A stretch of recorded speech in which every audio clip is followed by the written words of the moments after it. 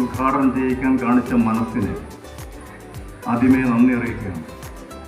കാരണം വിദ്യാർത്ഥികളിലാണ് നമ്മുടെ കാർഷിക കേരളത്തിൻ്റെ ഭാവി ഇരിക്കുന്നത്. അപ്പോൾ ഈ ഹരിനന്ദിൻ്റെ ഉദ്ഘാടന പ്രസംഗവും അതുപോലെ തന്നെ നിഹാരാജദാസിൻ്റെ അഭിമന്യുവിൻ്റെ ഏറ്റവും ബഹുമാനപ്പെട്ട കവി, ഒരുപക്ഷെ നമ്മുടെ മുഖ്യധാരയിൽ ഒന്നും അറിയപ്പെടാതെ പോയ കവി ശ്രീ ഇഞ്ചക്കാട് ബാലചന്ദ്രൻ സാർ. അദ്ദേഹം ഒരു ഗവൺമെൻറ് ജീവനക്കാരനായിരുന്നു. അദ്ദേഹം ഇതാണ് ഈ പറഞ്ഞ ഇവിടെ ആലപിച്ച കവിത.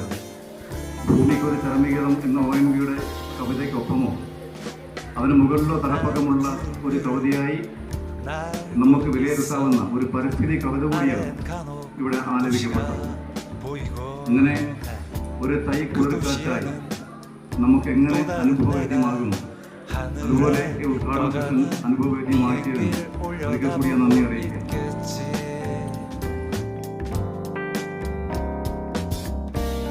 난 하늘을 보고 또 다른 나는 아래를 쳐다보고 있겠지. 묘한 짜릿한 그 속에 머물다 보면 어느새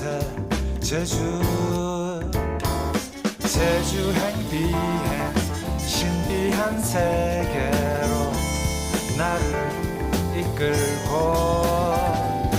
거짓말처럼 하늘을 날며 어느새 제주 바다가